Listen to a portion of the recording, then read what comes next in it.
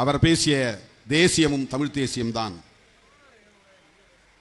மதவாதத்தை அவர் முன்னிறுத்தவில்லை, இனவாதத்தையும் முன்னிறுத்தவில்லை. அது என்ன இனவாதம்? இனவாதம் என்பது வெறும் இன அடையாளத்தை மட்டுமே பிடித்துக் கொண்டு தொங்குவது. நான் தமிழன், அவன் தமிழன் இல்லை, இது இனவாதம். நான் தமிழன், இவன் தமிழன் இல்லை, இவன் கலப்பு.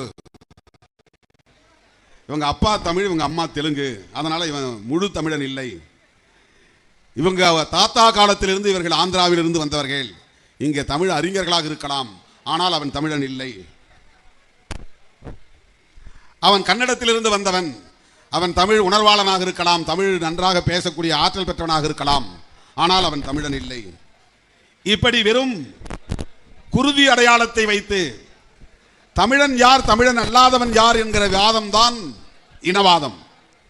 அது தமிழ் தேசியத்திற்கு போதாது, தமிழ் தேசியத்திற்கு பயன்படாது. இந்த தமிழ் தேசியம் என்பது என்ன? இந்த இனவாதமா? இனவாதம் வெறுப்பு அரசியலை உருவாக்கும், தமிழ் தேசியம் வெறுப்பு அரசியலை உருவாக்காது. சிங்களவன் பேசியது இனவாதம், பிரபாகரன் பேசியது தமிழ் தேசியம். அதனால்தான் சிங்களவன் என்பதற்காக யாரையும் கொல்லவில்லை, அதிகாரத்தில் இருந்த ஆளும் கும்பலை அடையாளம் கண்டு அவர்களை மட்டும்தான் அவர்கள் அழித்தொழித்தார்கள். சாதாரண சிங்கள பொதுமக்களுக்கு எதிராக எந்த வன்முறையும் அவர்கள் செய்யவில்லை. சிங்களவன் கண்டா அடி அப்படிங்கிறது இனவாதம்.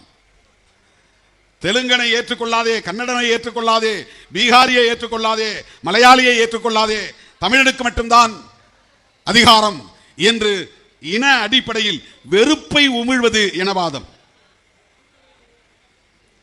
அப்படி இல்லாமல் ஆங்காங்கே இருக்கிற ஒவ்வொரு மொழியை தாய்மொழியாக கொண்ட தேசிய இனங்களை தோழமை சக்திகளாக ஏற்றுக்கொள்வது, ஜனநாயக சக்திகளாக ஏற்றுக்கொள்வது, அவர்களிடையே தேசிய இன அரசியலை வளர்த்தெடுப்பது. கன்னடர்களிடத்திலே கன்னட தேசியம், மலையாளிகளிடத்திலே மலையாள தேசியம், மராத்திகளிடம் மராத்தி தேசியம்.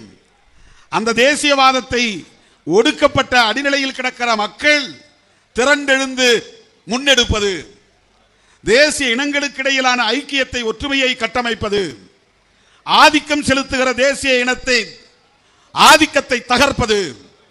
இந்தியாவை பொறுத்தவரையில் ஹிந்தி பேசுகிறவன் மட்டும்தான் இந்தியாவை ஆள வேண்டும் என்கிற ஆதிக்கம் அவனுக்கு இருக்கிறது.